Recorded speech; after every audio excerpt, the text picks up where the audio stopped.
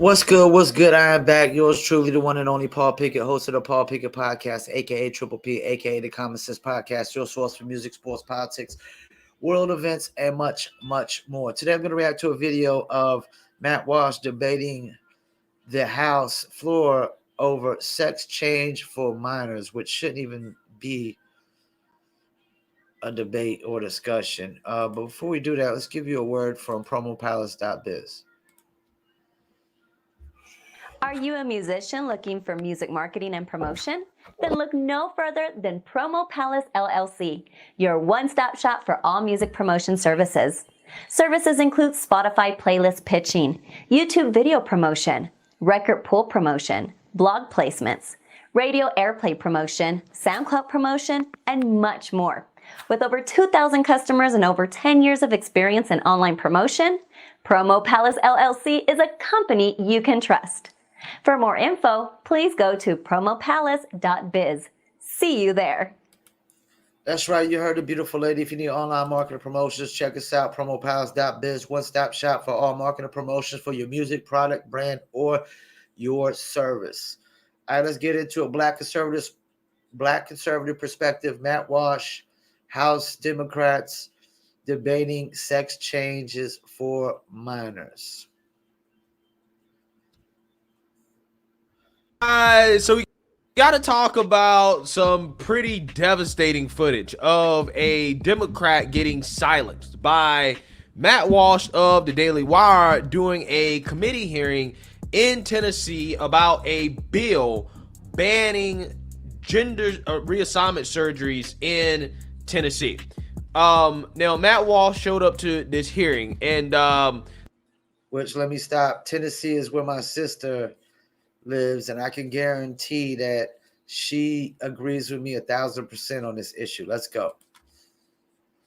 Let's just say it did not go well for Democrats who were questioning Matt Walsh about this subject matter, as Matt Walsh came with the facts, right? He came with the facts and the data specifically on this claim that the left always makes about how these so-called gender-affirming healthcare procedures are necessary because it reduces the self-deletion rate of transgender kids. Take a look. Just a quick question for you. We've heard in the news last week and even today that it's pro-life to vote against this bill. We've heard that suicides are prevalent, and suicide has impacted my family, so I'm sensitive when I hear something like that. You know what? Let me stop before this guy. My father committed suicide. Yeah, that shit weighed on me as I was younger. But as I got older, there's this idea that you're sensitive over it is horseshit. Like, at some point, you gotta let the shit go. You gotta fucking just deal with it. I've read some of the stuff that you've done, and I was wondering, can you speak to the statistics of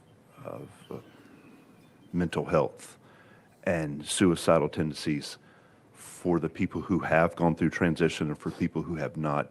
In your studies, from what I've read, can you speak to that? Mr. Walsh, you recognized. Sure. Well, the claim that doing the chemical castration drugs or surgery or hormonal intervention, the claim that this prevents suicide or has positive psychological effects down the line is utterly, totally baseless. There are no credible long-term studies that bear that out. And one of the reasons for that is that there couldn't possibly be any credible long-term studies because we've never done this to kids on this scale ever before in history. So this current, shall we say, crop of children, they are the guinea pigs. This is all experimental. We're sort of trying it out on them to see if it works.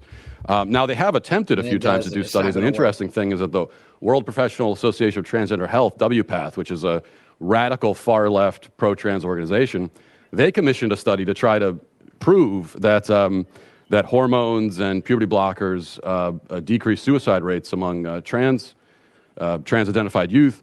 And even in their own study, they found that they couldn't prove it. They couldn't make that link because it's just not possible to do. The other thing I'd mention too is that, you know, the number of trans-identified youth has skyrocketed in recent years. We're talking about exponential 10x, 20x growth. Just huge numbers have increased. And what we hear from the pro-trans side is that, well, this is not a social contagion. It's just that, there's always been this many trans people. It's just that they were not in an affirming environment before in history, and so they couldn't come out. And now, for the first time, trans people have the ability to live their truth, so to speak. Well, if that's the case, and you know what? Let me pump the brakes. I'm sick and tired of hearing their truth. There's no such thing as his truth, her truth, their truth. There's only the truth. Let's keep it moving. And there have always been these sort of like millions of trans people. And if it's also true that if we don't affirm them, that it would cause them to commit suicide, then we should be able to look back in history and find just this unbroken, incredible epidemic of children mysteriously killing themselves because they weren't being affirmed as trans. And what you find is that didn't exist. I mean, the youth suicide rate has increased exponentially alongside trans affirmation. So trans affirmation causes the suicide rate, not the other way around. The last thing I'll note is that the suicide rate among trans-identified people is sky high. It remains sky high. All the data shows this. It remains sky high even after surgery. And in fact, in the most reliable data that we have, it's years after surgery when suicidality is the highest for trans-identified people. That's the reality. Yes. Okay, before he gets in, why is that? Why do I think that is? Because you can identify as what you want to identify as, but you can never become what you want to identify as. You want to identify as the opposite sex, that's fine. Opposite sex, that's fine. But guess what? You can never become the opposite sex. Because until a biological man becomes a woman and gets impregnated, or a biological woman becomes a man and can impregnate somebody, it's not, you can't be what you want to be. You can try to identify all you want. And this is a form of delusion. That's all it is. I'm a laws of nature guy. There's no trans. Another thing is, where's the case study on transgender animals? Where's the millions of transgender animals? And there is none. There is none. And I can speak on suicide because my father committed suicide when I was 5 years old. And one thing I learned about suicidal people is they're selfish in their own feelings. They don't give a rat's ass about anybody's feelings around them. And if you're not comfortable in your own skin, you'll never be comfortable in your own skin. I'm comfortable in my own skin. I don't need to do anything, I could probably work out and get a little healthier. And yes, it'll look sexier. I'll look more attractive. But if I was to work out and try to get abs and a six-pack, it's not going to be to try to look attractive. It's going to be because it's healthy. It's the common sense right thing to do for my body to stay healthy and extend my life. But let's hear what Mr. Greg Foreman got to say about this. So the Democrats, because they don't like facts, instead they try to discredit Matt Walsh as an individual who's not qualified to speak on this subject matter, and that didn't go very well for the Democrats either. Take a look. Can you give us a summary of your educational background or your healthcare education experience? Mr. Walsh, you're recognized. My experience in healthcare? Your educational background. I'm just curious. You testified as to a lot of your own research. So I'm curious for what purpose you do that and what background you have to qualify you to speak to that. Well, my background that qualifies me to speak to this is that I'm a human being with a brain and common sense, and I have a soul. Thank you. And so, therefore, I think it's a really bad idea to chemically castrate children. That is my experience. Also, I did. Now, it's true. I didn't go to college, but I did go to school long enough to learn how to read, so I can read the data for myself, and that's exactly what I've done. Representative Clemens, you're recognized. And for what purpose do you conduct your research and use this brain of yours? Mr. Walsh, you're recognized. I use it for the purpose of trying to protect children from being castrated and mutilated. That's one of the things. You know what? This guy needs a Representative John, whatever his name is. He needs to get in front of the mirror and ask himself, what fucking qualifications does he have to have his fucking job? Because he has no fucking common sense in that pea size of a fucking brain in his. Shouts out to Matt Walsh. As I try to do. Matt Walsh. You don't use it Clemens. to. Thank you, Mr. Chairman. You don't use it to get clicks on your publication? Clicks. So are you using it right now to try to get clicks with this interaction? Yeah, he is. No, I really like the Mr. idea Walsh? of getting of drawing attention to the fact that this is happening to children. I know you seem to find it very amusing. I don't. Well, I Thank you, gotta tell Matt y'all, Walsh. Matt Walsh is the Took man, him to especially school. when it comes to this subject right here. Okay, he does not hold back. Okay, yeah, I don't think that you need a degree in No, biology you to don't. understand basic biology or to understand the development of a human's brain and the fact that minors cannot consent to these types of gender reassignment surgeries, these types of procedures that are permanent. Okay, they don't understand the consequences. In fact, not only do they not understand the consequences, they don't even understand the concept of it. the Democrats, right, that are trying to get Matt Walsh with a gotcha, they actually went silent when Matt Walsh turned that very question back around on them about whether or not they believe that children, 16-year-olds, are old enough to consent to these types of surgeries. Take a look. I found it. Thank you, Mr. Walsh. I found it interesting. One of our people testified today that they had their gender-affirming surgery at 16. And I know you in former comments mentioned this on your blog. At about 16, you're an adult who's mature and can make decisions. You're that at 16. I don't care what anybody says. Even Is that, if that's the case, then why can 16-year-olds not buy cigarettes? Why can 16-year-olds not buy alcohol? Pretty hypocritical. going so far as to say, 16 people, when you're 16, you should be married and could be pregnant or should be pregnant. So I'm curious if 16 is an adult in your view. Why does this bill have the minor defined as 18?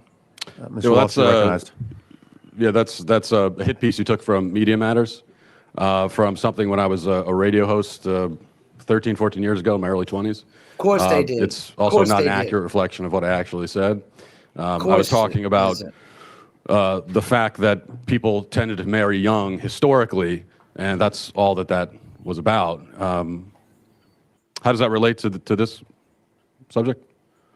Just curious of your definition of if you feel like people are adults at 16 should. Well, people are should adults these- at 18, but actually, your brain is not fully developed until you're 25. So we should be having a conversation about whether we should even be doing these surgeries to people at 18. And that's why, I got to stop it. I'm a laws of nature guy. And that's how we're not superior to animals. We develop a lot slower. Animals are born and they know their natural purposes. They know their natural order and things. 25 years old until your brain fully develops. That's why we have to take care of people for 18 years.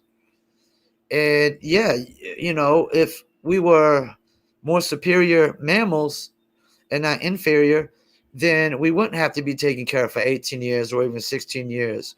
But, I was at the store the other day and heard these kids talking about some song they heard, and just hearing how they reacted to the words of it, it was just like, this is why we are not superior. We are inferior, because our minds develop so slowly compared to animals, and where their development is to survive in their surroundings. So this goes against the laws of nature too. It doesn't even go against just, like what man said, religious and God and Christianity and Islam and Judaism. It goes against the laws of nature too. Certainly before 18, it's absurd. I mean, do you think that a 16-year-old can meaningfully consent to having their body parts removed? Do you? No? Wow. Silence. We do not. Yeah, we ask the questions. It's not. It's Representative Hammer. You are recognized. Oh my gosh. So that exchange. Talking about fucking ego entitlement. We ask their questions, not you. Well, if you can't answer questions, then what the fuck are you asking them for? You jackasses, you fucking morons. It's clear that nobody on that fucking house has any common sense whatsoever. I'm gonna let Mr. Foreman wrap this up because It was this issue hilarious, really okay? pisses me off. Because of course that Democrat didn't have an answer course he when didn't. asked, "Do you believe that a minor can consent at 16 years old?" Because if he was to answer that question, it would make him look really, really bad, right? It would make him look really, really, really bad because if he said yes, again, somebody needs to be checking this man's laptop, right? Somebody check this man's laptop, and if he says no, then logically that means that he should be against these types of surgeries, right? He should be for the bill that is being debated on that would ban these types of procedures in the state of Tennessee, right? Again, I love how the Democrats don't really want to talk. They don't want to answer any questions. When they lose, either way they answer the question. But again, that's the problem here, because it should not be a bad thing when you say that, hey, I don't think that minors can consent until the age of 18, right? That is what most reasonable people believe. And in this case, you can make the argument, which is what Matt Walsh was alluding to here, is that maybe, just maybe, kids should be forced to wait until they're at least 26 until they can actually undergo these types of life-changing procedures, right? These permanent procedures that they can't reverse because the brain's not fully developed, particularly the prefrontal cortex is not fully developed until the age of 26, which means... You know what? And I've heard enough. Not even just that. I got to weigh on if these Democrats really buy in and believe this horse shit that they spew, then they would sit there and be pushing for 16-year-olds to be able to buy alcohol and cigarettes. They would be pushing for. That's the thing. If you ask them if the 16-year-old is old enough to consent to alcohols and cigarettes, they'll probably say no, but they'll say yeah, that they could consent to having their penis chopped off or growing some tits or whatever it may be. Yeah, this is batshit crazy. Shouts out to Matt Walsh. He definitely is the voice of reason on this topic, the face of this topic, and I will never agree with transgenderism. I will never accept it because it's not reality. It's make-believe. It's imaginary, made-up bullshit. It's fairy tales. A man cannot be a woman, and a woman cannot become a man. But you can be born a man and a woman, a hermaphrodite, which means you're both, not just one or the other. And it doesn't mean you can change either. You're not a fucking frog.